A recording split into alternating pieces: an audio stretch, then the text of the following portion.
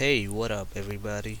This welcome to the next big thing. This is Harlem, and today I'm gonna walk you through how we can actually install Hadoop version 1. That's vanilla flavor, plain and simple.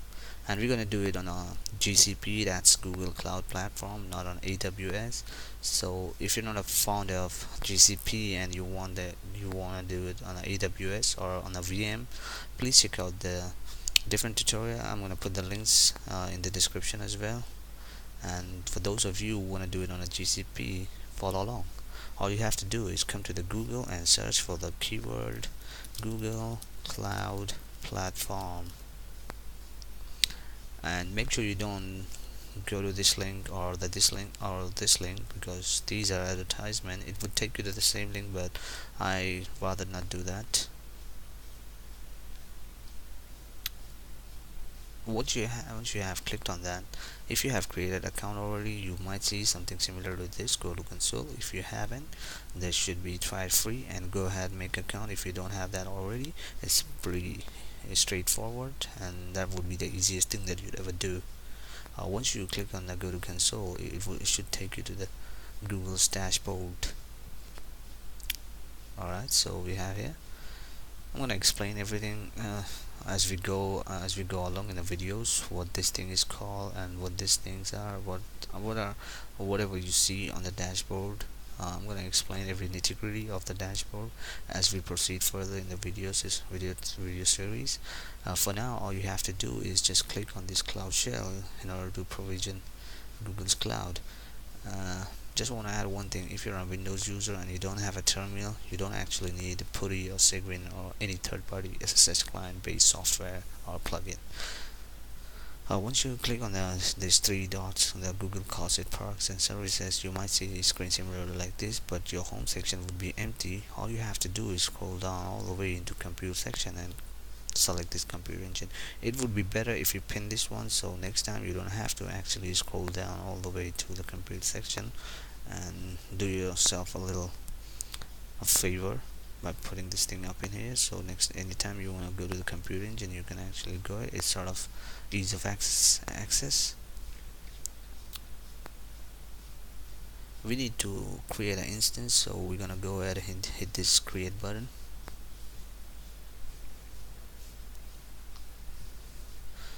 And we need to give a name. This is gonna be my host name, so I'm gonna mode sudo Hadoop,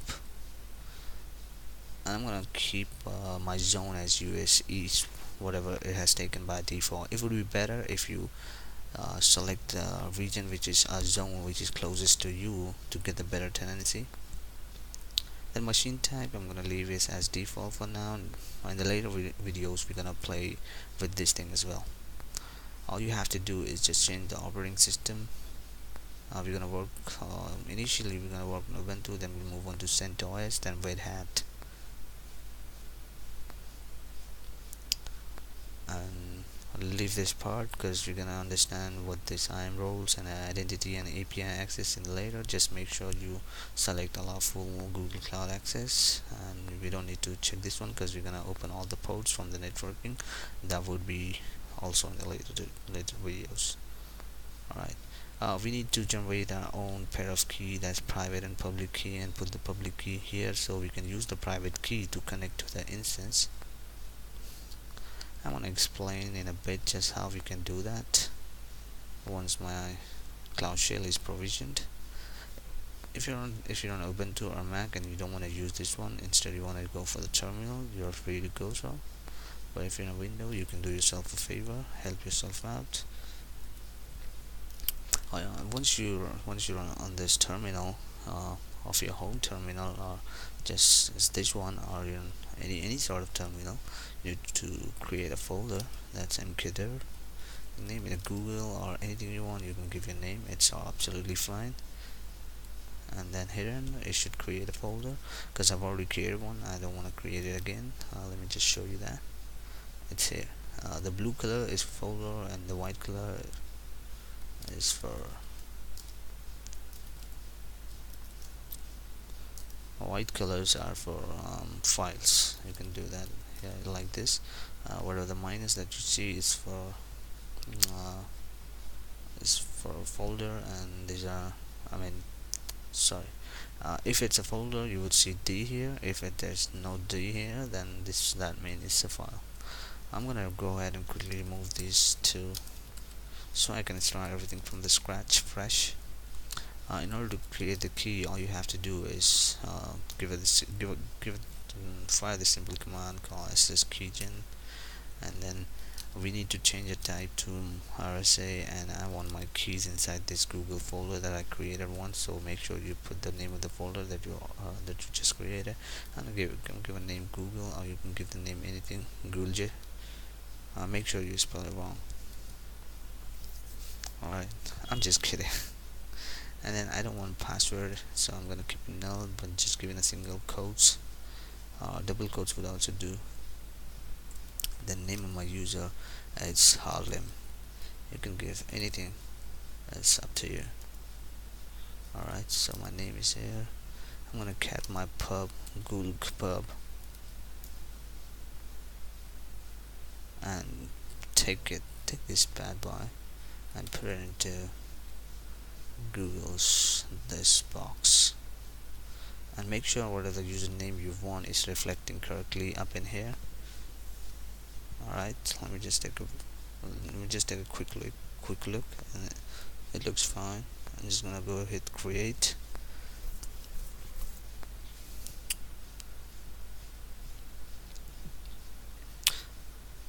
It would take about 10 or some second to initialize my instance and have it up and running. Alright, here we are. So all you have to do is just pick this public external IP, copy that, and come to the shell, and we're gonna need to SSH to our instance. That's how we can take the remote access. So SSH, and then I'm gonna go identifier is my private key, and then username, that's Harlem, and in your case it could be anything. You can give username Ubuntu, HD user, Hadoop, your name, your pet's name, your dad's, mother's, girlfriend's, boyfriend's name. It's absolutely fine. Make sure you give whatever it is, and then the private IP, my bad, public IP, because you're outside of the network, and then connect to your instance. Alright, so here we are connected. This is my username and this is my host name. Once you're on your instance, you need to update the repos, sudo apt update, and hit enter. It should update. It would take around few seconds, and it'll be done. Alright, so my repo is updated. Now I need to download and install Java and Hadoop Turbo. In order to install Java, all you have to do fire the simple command sudo apt install. Give a tab so it would take, and tab will also make sure that you're going correct. If tab doesn't work, which means you're going wrong, or there are multiple possibilities. Alright, so I need to download OpenJDK, install OpenJDK. Since there's no 8 and 9 at the moment for Ubuntu 14 in its repo, I'm not saying that it doesn't support 8 and 9. I can actually download the repos and then install OpenJDK 8 or 9, but at the moment it doesn't have in its repos. I could show you if I do the tab, double tap. Alright, now enter. All you could see is 6 and 7. You can also see 8, 9. So I'm not gonna do the repo thing here. Later we'll do the repos, how we can change the repo and download the file which is actually not there in official repos of Ubuntu or any operating system.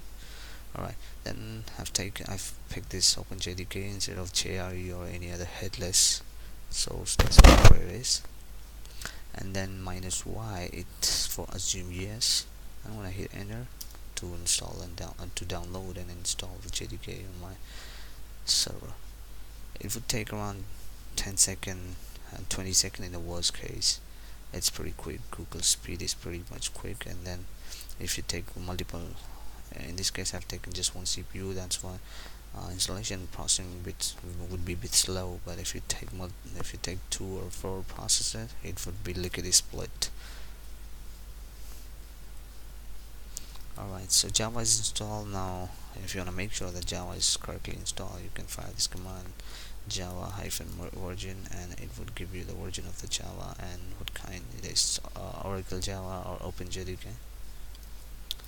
Then I need to download the Hadoop Turbo. For that you need to come to a new tab and type index of Hadoop 1.2.1, because first we're going to do Hadoop 1 and then Hadoop 2. So we need to take this tarball, this universal tarball, not the RPM or deb. You could take the deb for Debian based. Ubuntu is based on Debian, so we could take the deb, but I'm going to take the universal tarball and then wget to download the file. Copy the link, paste it here with the wget, don't forget that, and it should download the file. Alright, and as the file is downloaded, I need to untar this file, so simple command zxf and then htab, and it should untar the file. Alright, if I do ls, now there are two files, one is tar and another is untar. I need to rename the file from Hadoop 1.2.1 to just Hadoop, so space Hadoop. Alright, now I need to configure Linux environment and Hadoop environment. For that I need to open my script, because this is something we don't want to remember, because I personally don't like to remember. I like to keep the script with me. Alright, so I can do vi bash rc. This bash rc file is present here. You cannot see when you do ls, but because it's a hidden file, anything starts with a dot in Linux, that's a hidden file. So here is our bash rc file. We need to get inside this bash rc. vi is a editor similar to gedit and notepad that you have in Windows. So alright, vi bash rc. Page down to click, come all the way down, and I to get into insert mode, and then come down, paste, and then get out of the insert mode by pressing escape and then colon, write and quit, then save and exit. Alright, I just want to save it because there's one changes I want to do. I'll press I again, because the name of the user is not Ubuntu, it's Harlem. I'm going to show you what I mean by that. Harlem, escape, right, quit. Hadoop is present here, but I need to give the directory of the Hadoop. So if I do pwdo, it will print my current working directory. It's home Harlem and then Hadoop, right? So that's what I had to give inside the. Now I need to source that bash rc. Anything, any changes that you do into configuration file in Linux, it doesn't take effect. In order to tell the system you need to read this file, configuration file again, you need to source. So that's how you could do it, source, then the name of the file. Alright, so it's been sourced. Now if I do Hadoop, alright, so now it knows where Hadoop is. Just as we have done the configuration for environment for Linux, we need to do the configuration for Hadoop as well. So I just need to get into this Hadoop conf, and then if I do ls, there are a whole bunch of configuration files I need to get inside this Hadoop conf. So vi Hadoop e htab etab, that's come all the way down, I and enter, paste, escape, write and quit. And then we need to do this for the core side XML file, vi core, vi core tab, and get inside this configuration. I just need to change this path because my Hadoop is not there. My Hadoop is inside home / Harlem, and then escape, save and exit. Next up is HDFS, vi HDFS, come inside this configuration, I, insert mode, enter, okay, I press it twice, right, escape, save and exit. The last one is map red, so let me just do the map red, vi map red, site.xml, get inside this configuration, I paste, escape, and save and exit. Now I need to get out of this folder, come to the home and create another keep here. You already done this part.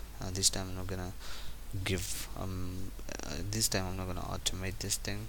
I want this SSH keygen to ask everything so you can know what it does in the background. So what we did previously, I could just go ahead and do that, but I want to see how it works without giving those parameters. Alright, so first it has taken the type as RSA just as we had defined -t flag, and then it has taken the directory it's .sh, what we had defined by -f flag. I'm gonna keep it alright. You're good. You can keep the IDRSA into the .sh folder. Fine. I want to keep my passphrase null, so that's blank enter, then enter again, and here we are. If I do ls.sh, and I need to cat this ID, I need to put this ID into authorized folder so I can do the client server on a single machine.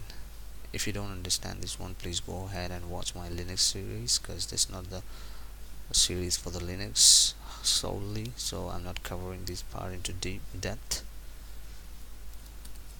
I'm just gonna go ahead and do this, and then again into authorized folder, but before that I need to append. Right, now I can connect to SS localhost.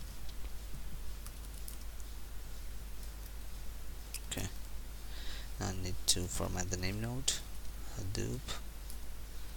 This is the first command that we want, so let me just copy this one, Control Shift C, copy it, and then Hadoop space paste, enter. I should format the name node. Make sure you get this successful message, so that means everything is right, name node is formatted successfully, and then start all services, and it should start this. Now the name node has been started, in the data node, then secondary name node, job tracker, task tracker. These are the Hadoop daemon. These 5 are Hadoop daemon. I can check how if they're running. So that's Java process, JPS, task tracker, job tracker, secondary name node, data node, and the name node and the JPS itself.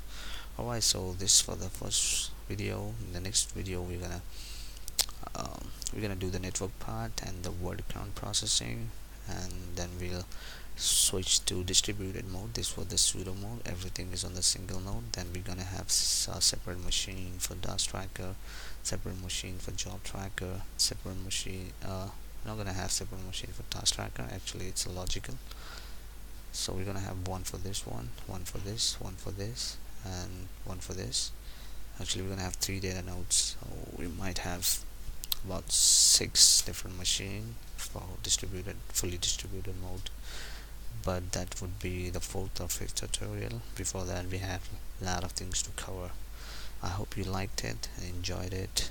If you did, please give a thumbs up and subscribe to my channel. More videos are coming up. Stay tuned. Thanks for watching.